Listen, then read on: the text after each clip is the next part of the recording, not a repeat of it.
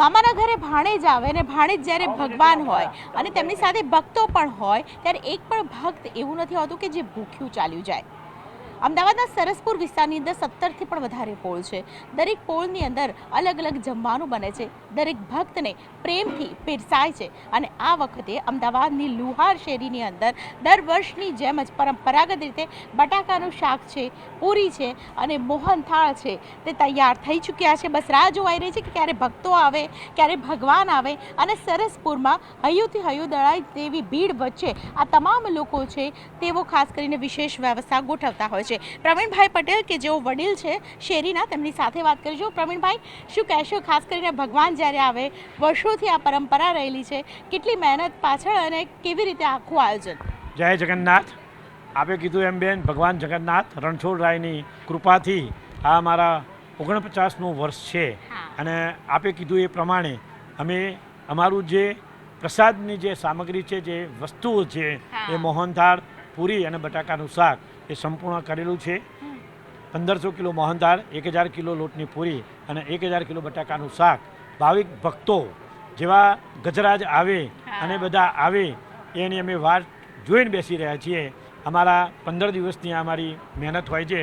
મહેનત તો અમને ભગવાન જ કરાવે છે, બાકી અમારાથી તો કંઈ સૂકું પાંદડું પણ હારું એવું નથી। તો રાજા રણછોડની જય। અને વધુ માહિતી અમારા યુવક હા એ તમને આપશે। રાજા રણછોડની યુવક મંડળ દ્વારા વિશેષ પ્રકારે આયોજન કરવામાં આવતું હોય છે, તમામ યુવાનો છે આખી રાત જાગીને આ પ્રકારનું આયોજન કરતા હોય છે। કેટલા લોકોને જમાડો છો? એવું ક્યારે બન્યું છે કે કોઈ એક વ્યક્તિ ભૂખ્યું ગયું હોય અથવા તો એને ન મળ્યું હોય? સૌ પ્રથમ તો આપણે આજે અમારા વડીલશ્રીએ કીધું કે 49મું વર્ષ અમારું સતત છે કે જેની અંદર અત્યાર સુધીનું રાજા રણછોડની કૃપા અને જગન્નાથ ભગવાનની કૃપાથી એક પણ વ્યક્તિ કે હરિભક્ત અહીંયાથી ભૂખ્યું ગયું નથી। અને જે પણ અમારા વડીલોના આશીર્વાદ જે આટલા વર્ષોથી જે અમે સેવા આપી રહ્યા છે એની અંદર મારા જેવા યુવાનો અને મારાથી પણ નાના ભૂલકાઓ છે કે જે સાથે મળીને આ આયોજન કરી રહ્યા છે અને કેવી રીતની વ્યવસ્થા કરવી। અને ખાસ કરીને અમારા લુહાર શેરી યુવક મિત્ર મંડળની અંદર જે પરંપરા છે કે આપણે જે વર્ષોની પરંપરા છે સંસ્કારિક, કે જે પંગત પાડીને કે શાંતિથી જે પ્રેમે જમાડીએ છીએ અને જ્યારે જગતના નાથ પોતે અહીંયા આગળ આંગણે પધારે છે ત્યારે અમારે ઉત્સાહનો પાર રહેતો નથી। અને છેલ્લા 15 દિવસથી જે આપણે અહીંયા જોઈ રહ્યા છીએ કે લુહાર શેરી પોળના જે રહીશો છે, જે બાળકો છે, યુવાનો છે અને જે વડીલો છે એમના સાથ અને સહકાર થકી અમે આ અવિરત કાર્ય પૂર્ણ કરીએ છીએ। એથી પણ વિશેષમાં કે જે આયોજન જે થઈ રહ્યું છે, જે આટલા વર્ષોથી થઈ રહ્યું છે, એ કોઈ પણ એક વ્યક્તિગત ધોરણે કોઈ સ્પોન્સરશિપ પણ નથી કે કોઈ સંસ્થા નથી, કોઈ ટ્રસ્ટ નથી કે કોઈ મંદિર નથી।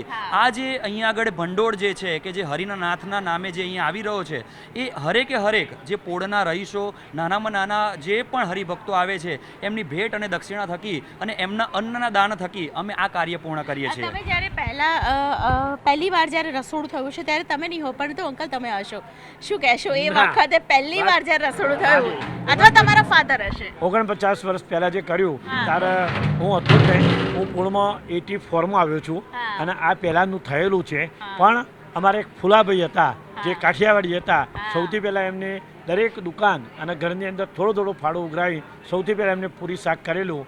આ એનું ફળ અત્યારે અમે ચાખી રહ્યા છીએ। બિલકુલ, આંબા વાવ્યા અને હવે કેરીનો પ્રસાદ લઈ રહ્યા છે। જે પ્રકારે તમામ લોકો છે તેઓ અહીં એ પ્રકારે વ્યવસ્થા કરે છે કે કોઈ પણ ભક્ત છે તે ભૂખ્યું ન જાય અને આખી રાત ખાસ કરીને બટાકાનું શાક, પૂરી અને મોહનથાળ તૈયાર કરવામાં આવ્યું છે અને બસ હવે રાહ જોવાઈ રહી છે કે સરસપુરમાં ક્યારે ભાણેજ પધારે અને ભક્તોને તેઓ પ્રેમથી પીરસે।